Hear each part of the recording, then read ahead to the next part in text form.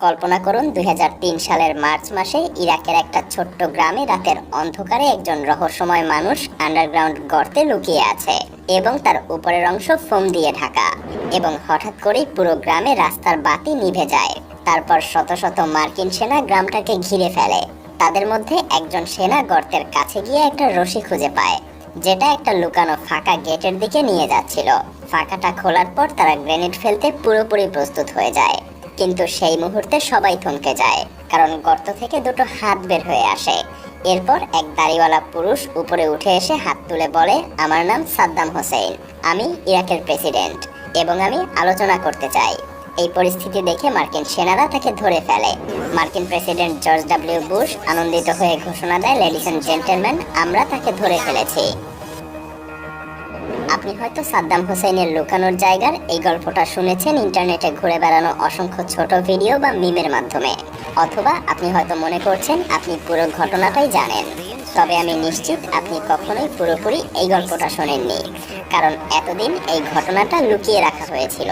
সুতরাং এই ভিডিওতে আমরা আপনাদেরকে জানাবো কিভাবে সাদ্দাম হোসেনকে নির্মমভাবে লুকানো গুহা থেকে গ্রেফতার করা হয় এবং ফাঁসি দেয়া হয়। সাদ্দাম হোসেনকে গ্রেফতার করার জন্য আমেরিকা এবং তার মিত্ররা তাদের অভিযান শুরু করে ২০০৩ সালের মার্চে, যখন কিনা তারা ইরাক আক্রমণ করে। মার্কিন প্রেসিডেন্ট জর্জ বুশ ঘোষণা করেন, প্রিয় দেশবাসী, আজ থেকে আমেরিকা এবং তার সহযোগী বাহিনী ইরাকের বিরুদ্ধে যুদ্ধ ঘোষণা করছে, ইরাককে অস্ত্রহীন করতে এবং তাদের জনগণকে মুক্ত করতে এবং পৃথিবীকে গুরুতর বিপদ থেকে রক্ষা করতে। মার্কিন যুক্তরাষ্ট্র একটা কোয়ালিশ গঠন করে ইরাকের প্রেসিডেন্ট সাদ্দাম হোসেনকে উৎখাত করার জন্য। তাদের দাবি ছিল যে সাদ্দাম হোসেন গোপনে মারণাস্ত্র লুকিয়ে রেখেছেন। Saddam Hussein now has weapons of mass destruction. যদিও আজকের দিন পর্যন্ত তাদের এই দাবি সত্য বলে প্রমাণিত হয়নি, অথচ মার্কিন প্রেসিডেন্ট তখন সারা পৃথিবীকে জানিয়ে দেয় এটা নিশ্চিত যে সাদ্দাম হোসেন মারণাস্ত্রের ভান্ডার গড়ে তুলেছেন। অথচ পরবর্তীতে এই দাবি মিথ্যা প্রমাণিত হয়, কারণ সেই সময়টাতে মার্কিন বাহিনী ইরাকের মধ্যে প্রবেশ করে। সাদ্দাম হোসেনের মারণাস্ত্র তারা খুঁজে পায়নি, আর তাই আমেরিকান সেনাদের মনে এক ধরনের হতাশা চলে আসে। যুদ্ধের গতি ছিল খুবই দ্রুত। যুক্তরাষ্ট্র এবং তার সহযোগী বাহিনীগুলো ইরাকের রাজধানী বাগদাদের দিকে এগিয়ে যাচ্ছিল। দুঃখজনকভাবে মাত্র ৩ সপ্তাহে বাগদাদ আমেরিকান বাহিনীদের কাছে পরাজিত হয়ে যায়, কিন্তু সাদ্দাম হোসেন তখনও অদৃশ্য। বাগদাদ পতনের পর আমেরিকান সেনারা শহরের মাঝখানে একটা বিশাল সাদ্দাম হোসেনের স্মৃতিস্তম্ভের সামনে গিয়ে তারা বিজয় ঘোষণা করে। আমেরিকান সেনারা প্রথমে সেখানে তাদের পতাকা উত্তোলন করে, যা ইরাকিদের মধ্যে এক ধরনের ক্ষোভ সৃষ্টি করে। এতে তারা বুঝতে পারে যে এটা মূলত আমেরিকার দখলদারিত্বের সূত্রপাত, তাই তারা দ্রুত তাদের পতাকা পরিবর্তন করে ইরাকি পতাকা উড়ায়। কিন্তু সাদ্দাম হোসেন তখনও অদৃশ্য। তখন সাদ্দাম হোসেন এবং তার শীর্ষ কর্মকর্তাদের খুঁজে বের করাই ছিল মার্কিন সেনাবাহিনীর প্রধান কাজ। আর তাই এরপর সাদ্দাম হোসেন এবং তার শাসন ব্যবস্থার উচ্চপদস্থ কর্মকর্তাদের খুঁজে বের করার জন্য এক বিশেষ প্লেইং কার্ড তৈরি করা হয়। এই কার্ডে ছিল সাদ্দাম এবং তার শাসনের 52 জন সবথেকে শীর্ষ কর্মকর্তার ছবি, যাতে করে মার্কিন সেনারা সহজেই তাদেরকে চিহ্নিত করতে পারে। আর সাদ্দাম হোসেন ছিল এই তালিকার একদম শীর্ষে। তার 2 ছেলে উদয় এবং কুশাই ছিল পরের সিরিয়ালে। প্রচণ্ডভাবে মার্কিন সেনাবাহিনী সাদ্দাম হোসেনকে খুঁজে পাওয়ার জন্য অভিযান চালাতে থাকে। এভাবেই কিছু মাস চলে যায়। মার্কিন বাহিনী একের পর এক অপারেশন চালায়, কিন্তু সাদ্দামের অবস্থান সম্পর্কে তখনও কোনো খোঁজ পাওয়া যায় না। এমন অবস্থায় মার্কিন সরকার সাদ্দামের 2 ছেলে উদয় এবং কুশাইয়ের জন্য $15 মিলিয়ন এবং সাদ্দামের জন্য $25 মিলিয়ন পুরস্কার ঘোষণা করে। এটা ছিল মূলত একটা বড় ধরনের প্রলোভন।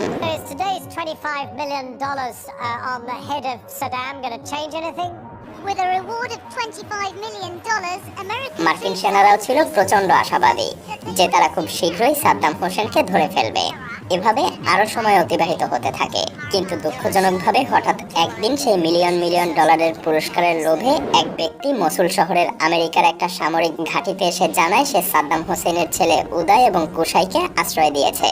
যদিও মার্কিন সেনারা বিশ্বাস না করা সত্ত্বেও পরদিন ওই ব্যক্তির বাড়িতে অভিযান চালায়। আর এই অভিযানে তারা চমকে ওঠে, কারণ তারা সেখানে সাদ্দামের 2 ছেলে উদয় এবং কুশাইকে খুঁজেও পায়। কিন্তু সাদ্দাম হোসেনের 2 ছেলে শান্তিপূর্ণভাবে স্যারেন্ডার করতে চায়নি, আর তাই তখন আমেরিকান বাহিনী তাদের উপর গুলি ছুড়তে থাকে। মার্কিন বাহিনী তাদের উপর প্রতিরোধের জন্য আরো সেনা পাঠায় এবং তাদের উপরে আক্রমণের তীব্রতা আরো বাড়িয়ে দেয়। শেষ পর্যন্ত 2 ভাই নির্মমভাবে নিহত হয়। alive. I would never consider this a failure. Our mission is to find, kill, or capture.